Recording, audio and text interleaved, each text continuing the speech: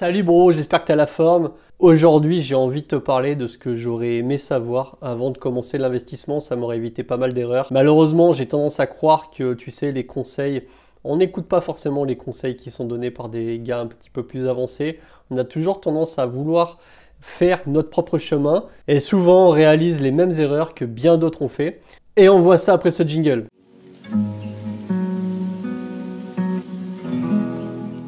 Avant d'arriver où j'en suis aujourd'hui, j'ai fait pas mal d'erreurs, comme beaucoup de gens. Des erreurs qui m'ont coûté un peu d'argent pour certaines. Heureusement pour moi, j'ai pas fait une erreur au point de devoir tout arrêter ou de devoir tout recommencer à zéro. Ça m'est pas encore arrivé, j'espère que ça m'arrivera pas, malgré que, comme on dit, hein, tomber pour mieux se relever.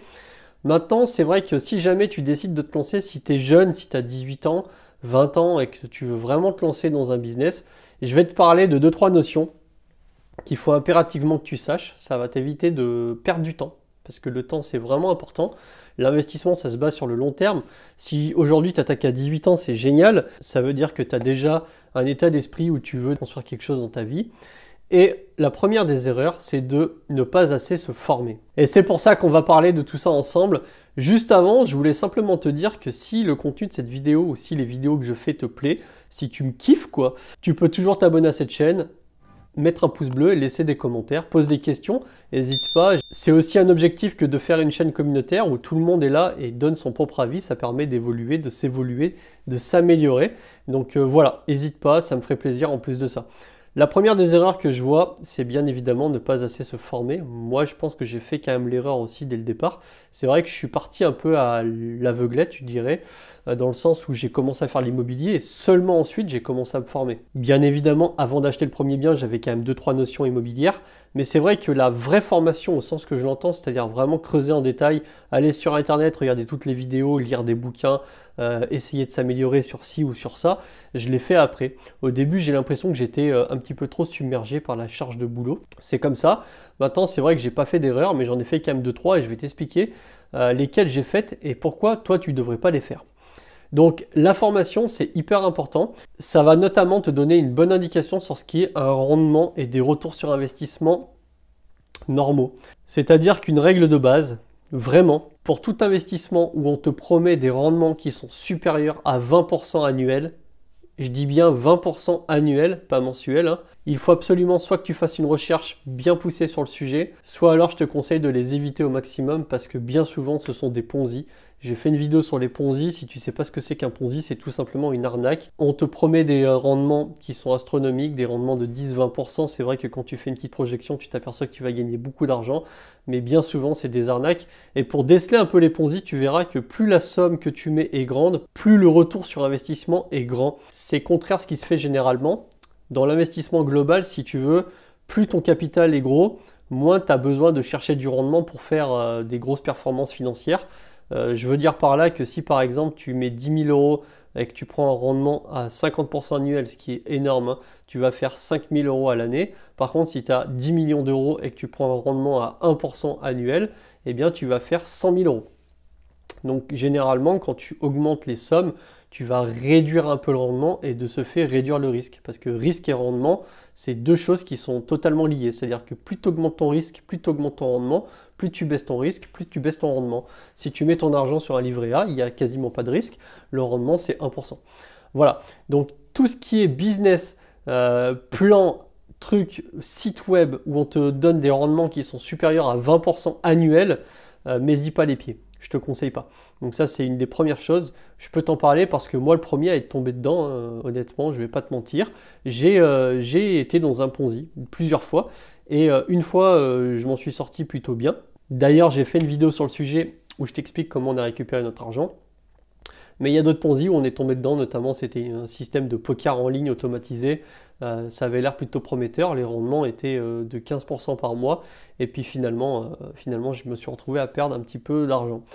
Ça m'a par la suite mis sur la bonne voie. Disons que cet argent-là, c'est comme si j'avais payé une bonne leçon, la leçon du il faut que tu te formes, il faut que tu te retrouves sur le bon chemin. Ça, c'est la première des choses. Deuxième chose, évite absolument tout ce qui est site de casino en ligne. Sauf si tu es un expert. Évite aussi tout ce qui est tu sais, option binaire, c'est-à-dire par exemple, c'est globalement, tu dois parier sur la montée ou la baisse d'un marché dans les 5, 10, 15, 20 minutes. Sur le court terme, je t'assure que ça, c'est perdant 100%, d'autant plus que c'est pas du 50-50, c'est-à-dire que si tu gagnes que 70% de ta mise. Par contre, si tu perds ta mise. Et honnêtement, statistiquement, tu n'y arriveras pas. Les options binaires, vas-y pas, vraiment, n'y va pas, c'est vraiment une connerie. Ça aussi, c'est un point important qu'il faut bien retenir. Pour moi, quand même, les choses de sûr sur Internet, bon, déjà, bien évidemment, le compte titre et le PEA, sur la partie sûre, dans le sens où tout simplement ta banque va pas te piquer ton PEA, sauf s'il y a vraiment un gros souci bancaire, et je ne sais pas d'ailleurs comment ça marche au niveau des actions. Je sais que sur les comptes, je crois que tout ce qui dépasse l'épargne à hauteur de 100 000 euros, ça peut littéralement être sucré, il n'y a pas d'assurance dessus. Sur le compte titre et le PEA, je pense que tu possèdes toujours les actions ou les parts de société. Mais à la limite, je te conseillerais plutôt d'ouvrir un compte titre et un PEA, même si tu es jeune. Parce que ce qu'il faut savoir, c'est que déjà, tu vas avoir des avantages fiscaux lorsque tu le détiens depuis un certain nombre d'années, donc c'est 5 ans. Ensuite, qu'il y a investissement, tout simplement, investissement, c'est pour moi sur le long terme. Alors évidemment, tu as de l'investissement moyen terme, mais les vraies performances, elles arrivent sur le long terme.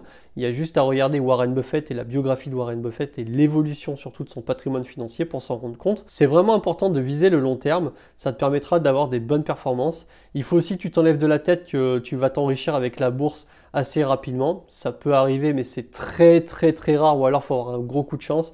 La plupart du temps, l'enrichissement boursier, ça va dépendre de ta stratégie et de ta capacité à rester sur les marchés et à investir ou pas en fonction des phases d'euphorie ou des phases de krach. C'est principalement comme ça que se passent les marchés financiers. Je ne suis pas forcément un expert des marchés financiers, mais maintenant j'ai plus de 8 ans d'ancienneté dans tout ce qui est marché boursier.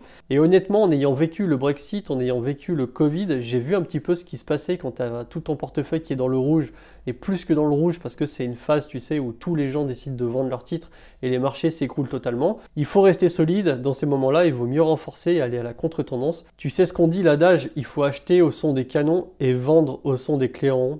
Grosso modo, quand il y a des phases d'euphorie, on aurait toujours tendance à vouloir acheter alors qu'en réalité il faudrait vendre, et pendant les cracks, quand tout le monde vend justement, il vaudrait mieux acheter. Enfin, en tout cas, moi c'est ce que je fais. Pour l'instant, j'ai des très bonnes performances. D'ailleurs, tu peux me dire en commentaire si tu as envie, peut-être que ça t'intéresse, je peux faire un suivi tous les mois, puisque je le fais à titre personnel, de mon évolution, tout simplement de l'évolution de mon PEA, puisque j'ai une évolution comme tout le monde, à la hausse ou à la baisse. Mais si tu as envie de voir ce que ça peut donner à un DCA sur des ETF couplés à certaines actions sélectionnées avec soin, dis-le moi en commentaire, je pourrais tout simplement te faire un suivi de mon PEA tous les mois. Ensuite, une des choses importantes qu'il faut bien avoir à l'esprit, c'est que tout le monde ne sera pas d'accord avec ta stratégie, tout le monde ne sera pas d'accord avec tes choix. Si demain tu décides tout simplement de te lancer dans l'immobilier, d'ouvrir un PEA, de créer un business en ligne, tu auras toujours des gens autour de toi, entourage proche, famille ou entourage un petit peu moins proche, ou même des personnes à qui tu pourras en parler qui te diront « Oh là là, moi j'ai essayé la bourse, j'ai eu beaucoup de pertes, j'ai perdu beaucoup d'argent. Oh là là, moi j'ai essayé l'immobilier, j'ai des locataires qui ne payent pas, je suis emmerdé, j'ai un crédit sur le dos, j'arrive pas à vendre mon bien, etc. » Dis-toi bien une chose, tous ceux qui font de l'immobilier intelligemment, ils n'ont pas ces problèmes-là. Bien sûr, ça peut arriver qu'un locataire ne paye pas, mais ça sera très faible pourcentage. Moi par exemple, je me suis amusé à calculer, maintenant ça fait 7 ans qu'on a de l'immobilier, je me suis amusé tout simplement à calculer combien de mois n'ont pas été payés sur l'ensemble des mois des appartements. Je m'explique, un appartement égale 12 mois dans l'année, je le possède depuis 7 ans, tu fais 7 fois 12. Maintenant, si tu as 10 appartements, tu multiplies par 10 et tu regardes en fonction des mois impayés combien ça représente. Eh bien, dis-toi que je suis à 99,9% de loyer payé. Donc, c'est-à-dire que j'ai que 0,1% de loyer impayé. Honnêtement, sur 6 ou 700 quittances de loyer concernant l'ensemble des appartements, il doit y avoir 3-4 quittances qui n'ont pas été payées. Tu vois ? Donc ça représente quasiment rien. C'est pour ça que je te conseillerais de ne pas trop écouter ces gens-là. Bien sûr, il va y avoir des gens qui ont des vrais arguments, qui vont te donner des vrais conseils. Maintenant, les conseils, c'est toujours pareil, ça dépend de qui te les donne, si tu as vraiment confiance en cette personne ou pas. Les conseils, c'est très important. Et comme je le disais au début de cette vidéo, on a tendance à ne pas suivre les conseils que donnent les gens. Maintenant, tu me diras, ok Jérém, Bah alors pourquoi je suivrais les conseils d'un mec comme toi qui fait des vidéos sur internet? Je sais même pas ce qu'il sait, je sais même pas où il habite, je sais même pas ce qu'il fait. Eh bien, je te dirais qu'ensuite, il y a quand même une notion de confiance. C'est où tu as confiance en moi ou tu ne l'as pas. Maintenant, je vais pas essayer de m'amuser par A plus B de te prouver que j'ai raison ou pas, c'est pas mon but. Moi, je sais qui je suis, je sais ce que j'ai fait. J'espère que dans les vidéos, je suis assez sincère pour que justement tu te dises, bon, ça a l'air d'être plutôt sincère. Après, c'est toujours pareil, hein, t'as toujours des gars qui diront, ouais, moi je suis pas un mytho, puis finalement, tout ce que le gars raconte, c'est que bullshit. Là-dessus, il n'y a pas vraiment d'explication quant au fait que tu vas suivre les conseils ou que tu vas faire confiance à quelqu'un que tu ne connais pas sur Internet.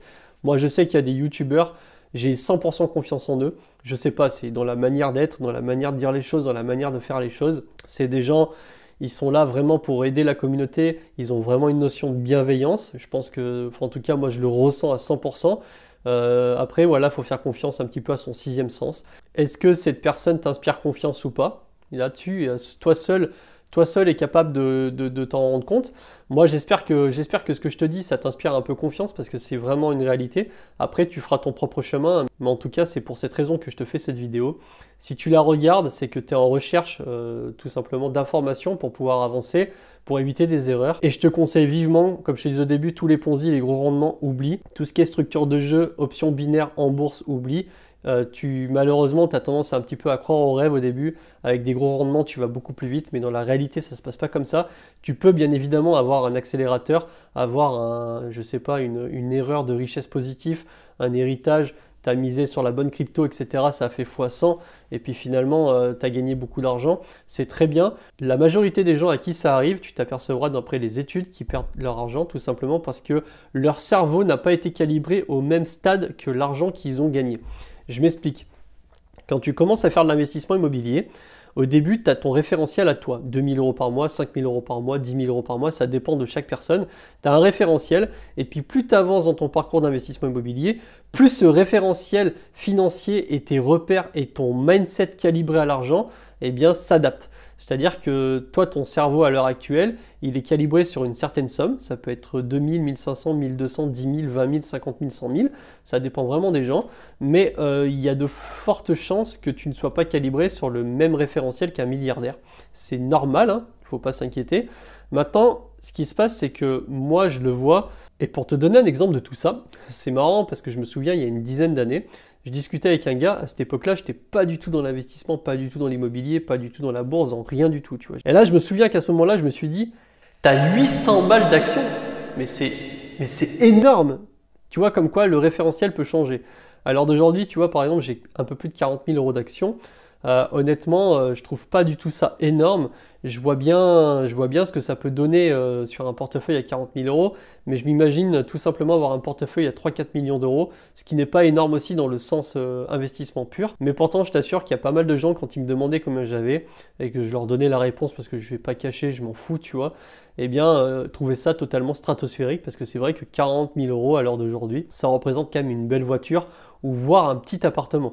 Donc c'est pas mal d'économie. Maintenant, c'est vrai que justement, c'est pas de l'économie, c'est de l'investissement. J'ai pas mis 40 000 euros, j'en ai mis un petit peu moins, j'ai des bonnes performances et ça a tendance à augmenter avec le temps. Donc c'est pour ça que le référentiel, le calibrage de ton cerveau sur les ressources financières, sur ce que tu vas gagner est vraiment très important. Il faut que tu y ailles palier par palier. Si tu attaques l'immobilier par exemple et que je te dis bah vas-y achète un bâtiment à 2 millions d'euros, je t'avoue que 2 millions d'euros, ça fait un petit peu beaucoup, tu vois. Déjà, on est sur le mot million, le chiffre million. Tout de suite, c'est une vraie barrière, c'est un vrai stade, parce qu'on a toujours tendance à entendre millionnaire par-ci, millionnaire par-là. Et le rêve du millionnaire, ça reste un rêve qui, pour beaucoup, ne sera pas accessible. Alors qu'en l'occurrence, 1 million, c'est pas si énorme que ça, si on regarde sur 20-30 ans. Sur 20-30 ans de temps, c'est faisable. C'est pour ça qu'il faut vraiment calibrer sur la notion d'investissement. C'est pour ça qu'il faut mieux avoir en tête de l'investissement long terme, où là tu vas pouvoir réaliser plein de belles choses et tu auras le temps de faire ce que tu as à faire, alors que tout ce qui est plan à la con, Ponzi, méthode miracle pour gagner de l'argent rapidement, ça, il y a de très fortes chances que déjà tu perds du temps, que ça te dégoûte, que ça te frustre et en plus de ça que tu perds ton argent. Franchement, il y a vraiment beaucoup de chance. Et j'ai vu malheureusement beaucoup trop de gens, même en leur disant, j'ai même des personnes où je leur explique que moi je suis passé par là et malgré tout, je sais pas, tant qu'ils sont pas tombés dans le panneau, ils veulent croire au rêve et malheureusement perdent beaucoup d'argent. Et seulement après, une fois qu'ils ont perdu l'argent, regrettent.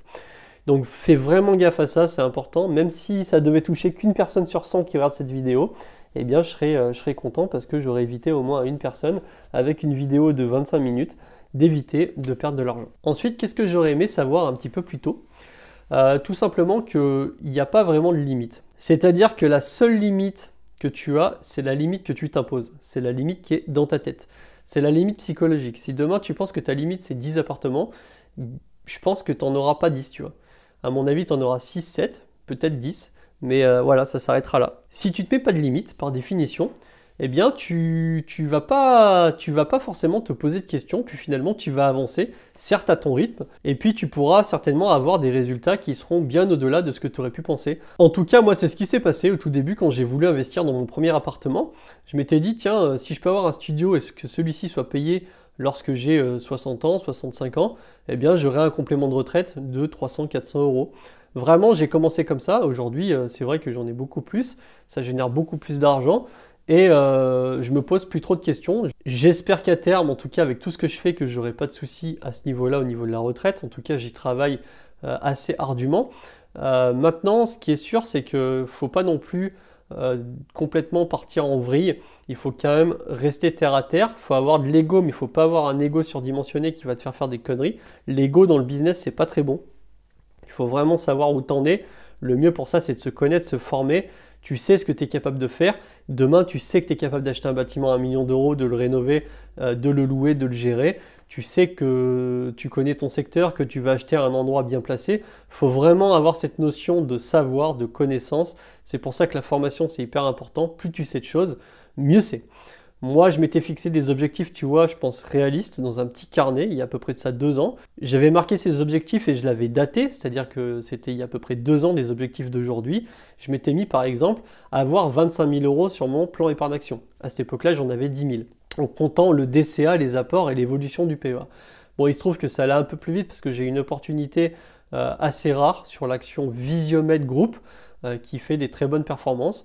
Voilà, c'était un pari aussi de ma part, mais ça m'a permis de, pour l'instant en tout cas, générer des performances. J'ai pas vendu, mais je suis quand même pour l'instant au-dessus de l'objectif que je m'étais fixé. Donc c'est important d'avoir des objectifs. Il faut avoir aussi des objectifs réalisables. Et pourtant, le mieux c'est d'avoir quand même des objectifs qui sont plus loin que ce que tu peux te dire à l'instant T. Tu vois, je suis en train de lire un livre en ce moment qui s'appelle La magie de voir grand. Et c'est vrai que de grands objectifs amènent généralement de grands résultats. Alors attention, c'est pas magique, il faut sortir les doigts, hein, comme on dit, il faut quand même bosser, mais disons que ceux qui ont toujours eu des gros objectifs, même s'ils ne les atteignent pas, sont quand même vraiment très hauts par rapport à la moyenne. Donc je récapitule un petit peu pour cette vidéo. Vraiment, si tu démarres, si tu es jeune, si tu attaques, si tu t'intéresses à tout ce qui est le domaine de l'investissement, c'est ne tombe pas dans le panneau des rendements astronomiques, des rendements délirants sur des Ponzi. Évite tout ce qui est options binaires et les jeux sur des sites en ligne. Ça, c'est pas du tout de l'investissement. Et d'ailleurs, ça amène au point 3 qui est fait de l'investissement le plus tôt possible. Je te conseillerais, si vraiment tu es motivé, ouvre ton PEA le plus tôt possible. Le PEA, il faut que tu saches que ça te coûtera rien, à part 2-3 papiers à faire et 2-3 signatures. Ensuite, tu peux l'alimenter avec 100 € et ne faire aucune alimentation derrière pendant X années, simplement pour laisser tourner le timer, c'est-à-dire le temps au niveau de ton PEA pour être que imposé sur la CSG CRDS, donc à 17,2 au lieu d'une flat tax à 30% comme c'est le cas sur un compte titre. Donc si tu ouvres ton PEA rapidement, même si tu as une centaine d'euros qui tournent, tu peux tout simplement voir un petit peu dans le temps ce qui se passe. Ça évitera que tu aies des gros stress psychologiques quand les marchés baissent par exemple. Et ensuite, forme-toi, vraiment forme-toi, c'est hyper important. Plus t'en sais, comme je te dis, plus tu gagnes, moins tu fais d'erreurs. Plus tu regardes de vidéos comme celle-ci, plus tu es informé. Regarde des youtubeurs qui t'inspirent, regarde des gens qui font de l'investissement, si tu es dans le domaine de l'investissement. Cette chaîne est orientée investissement, mindset, tout ce qui tourne le business. J'aborde pas forcément toutes les sphères du business, mais principalement bourse, immobilier et peut-être un peu de business en ligne, parce que là je suis en train de me mettre doucement dedans. Mais voilà, forme-toi, regarde des vidéos, il y a pas mal de vidéos bien. Il y a plein de personnes qui font du très bon contenu sur YouTube. Il suffit simplement que tu trouves celles qui te conviennent. Voilà, j'espère que tu as kiffé cette vidéo. Moi, je te souhaite une bonne fin de journée. Salut les bros!